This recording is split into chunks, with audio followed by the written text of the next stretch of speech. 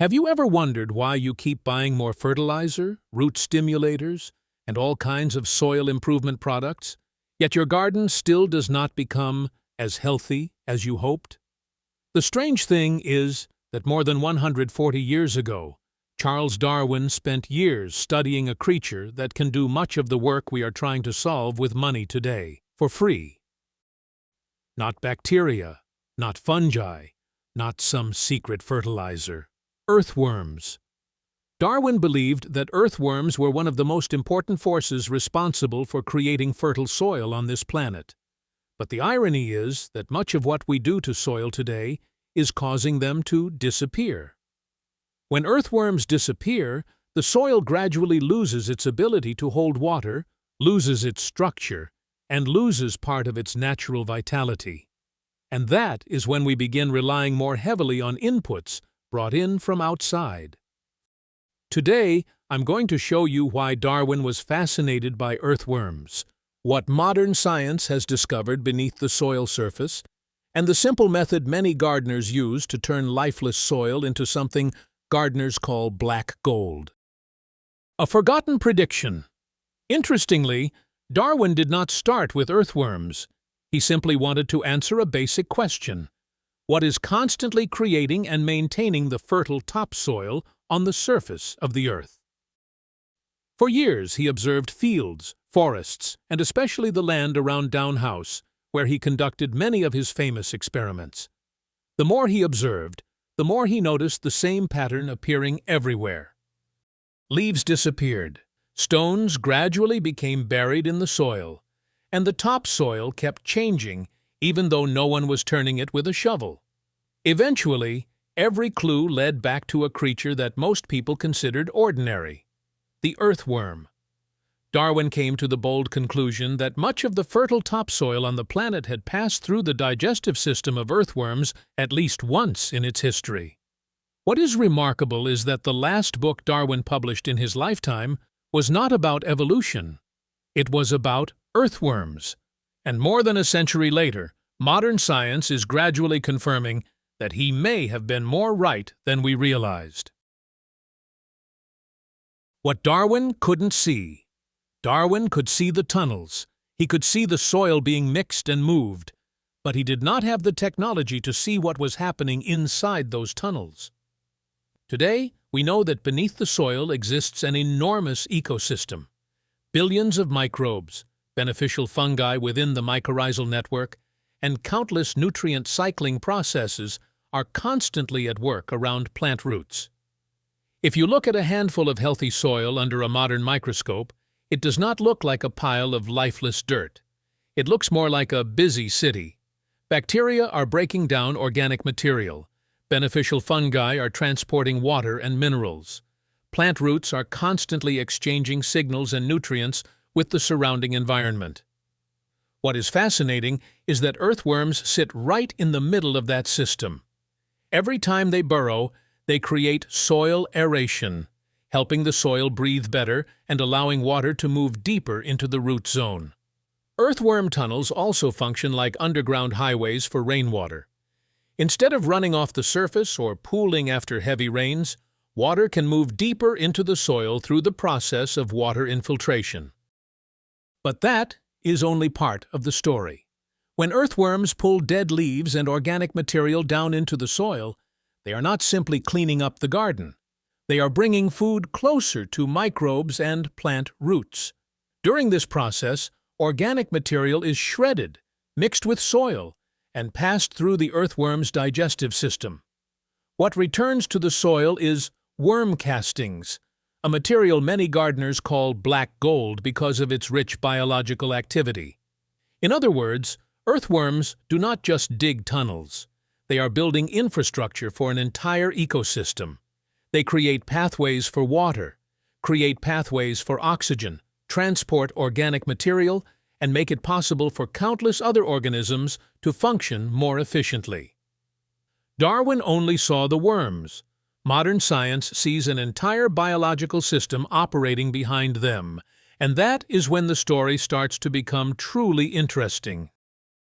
The invisible battle beneath our feet. Dig 2 holes in the soil, one in a place with many earthworms, one in a place where earthworms are almost gone. The difference usually appears right away. One side is darker, looser, and has that distinct smell of living soil. The other side is often harder, drier, and shows fewer signs of biological activity. The difference is not just in the worms you can see. The difference is in the entire ecosystem they helped build over the months or years before that. Every tunnel is a water channel. Every worm casting is a processed nutrient packet. And every area with many earthworms is usually also a place with stronger microbial activity. That is the invisible battle happening beneath our feet every day. One side is soil being rebuilt. The other side is soil slowly losing its natural life. How right was Darwin? In Darwin's time, there were no modern studies on soil health, but today, many studies have started measuring what he once observed with his own eyes.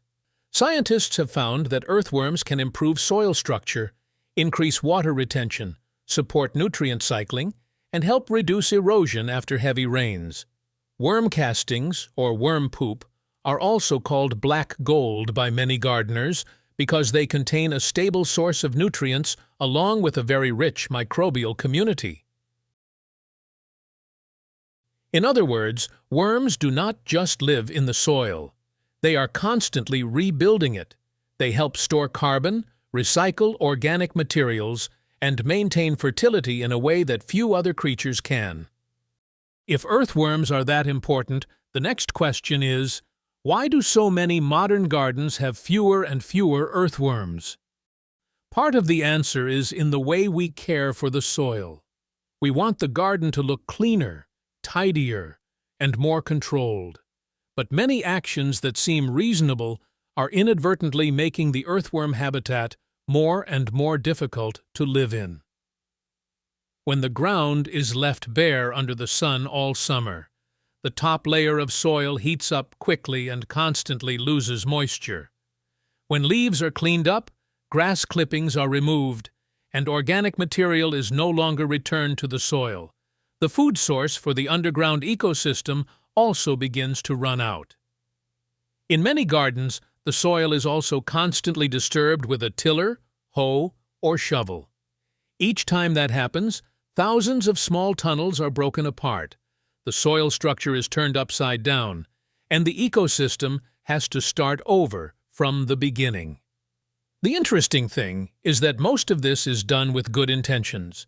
We are trying to make the garden look better, but from an earthworm's point of view, it is not an ideal place to live long-term. The good news is that you do not need to buy any special product to solve this problem. You only need to recreate the kind of environment earthworms naturally look for in the wild, and that is the idea behind the worm magnet method. The worm magnet method. The name may sound complicated, but the idea is actually very simple. Instead of going out to find earthworms, you create a place where earthworms want to move in. In nature, earthworms are always looking for 4 things: consistent moisture, comfortable temperatures, a source of organic food, and an environment that is not constantly disturbed. If those 4 things are available, they will do most of the remaining work themselves. The first step is to lay down a layer of brown cardboard on the soil surface. I usually use regular cardboard boxes, remove all tape, and fully wet them before use. Cardboard helps retain moisture, suppress weeds, and creates the first organic layer for the soil ecosystem. Over time, microbes will begin breaking down the cardboard and turning it into part of the soil. But shelter alone is not enough. No one moves into a new home if the refrigerator is completely empty. Earthworms are no different. That is when we begin adding organic materials. Finished compost, composted cow manure, rice bran, rice husks, coffee grounds, crushed eggshells, or kitchen vegetable scraps can all become food sources for the underground ecosystem. The interesting thing is that earthworms do not directly eat most of these materials. First, bacteria and fungi begin breaking them down. Then the worms arrive to take part in the process. After adding the organic materials, cover the area with about 4 to 6 inches of mulch made from dry leaves, straw, or wood chips. This mulch layer helps retain moisture, stabilize temperature, and protect the food source underneath from drying out too quickly.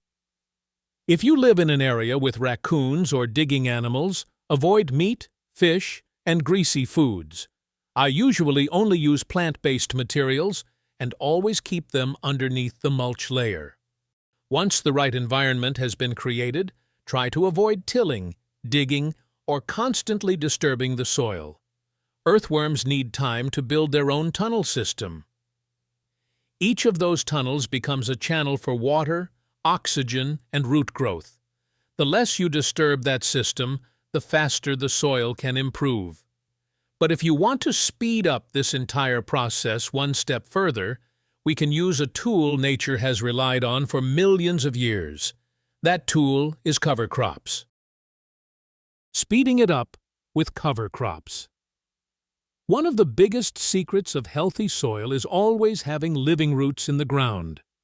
In nature, the soil surface is rarely left completely bare. There is almost always some kind of plant growing and feeding the ecosystem underneath. That is why many gardeners use cover crops such as ryegrass or legumes.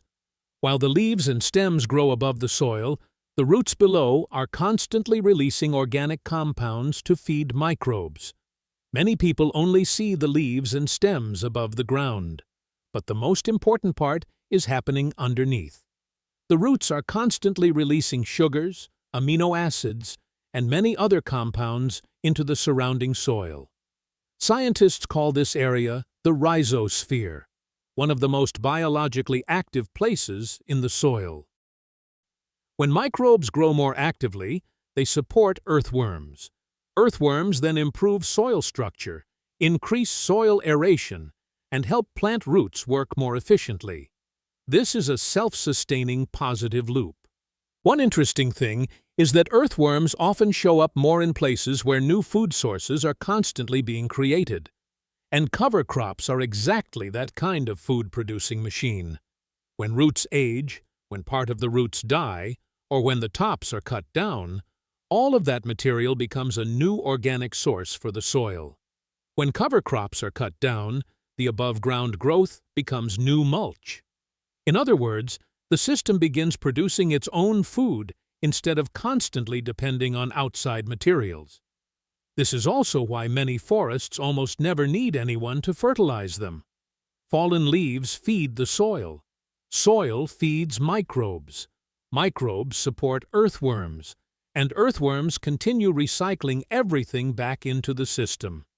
When cardboard, mulch, organic materials, earthworms, and cover crops all work together, you are no longer just attracting earthworms. You are gradually rebuilding a complete ecosystem beneath the soil surface. And once that ecosystem begins to function, the changes will become clearer and clearer over time. 3. Signs earthworms are coming back. The interesting thing is that you do not need to dig up the whole garden to know whether this system is working. Usually a few signs appear before the earthworm population increases clearly. The first sign is that the mulch layer starts disappearing from underneath. You do not see it disappear quickly like something rotting on the surface. Instead, organic material is gradually pulled down into the soil and slowly broken down. The second sign is that the soil starts becoming softer. When you push your finger or a small trowel into the soil, you can feel less resistance than before. That is often a sign that the soil structure is changing. The third sign is the appearance of worm castings. These are small, dark soil pellets that often collect near the places where earthworms are most active. Many gardeners call them black gold because of the value they bring to the soil.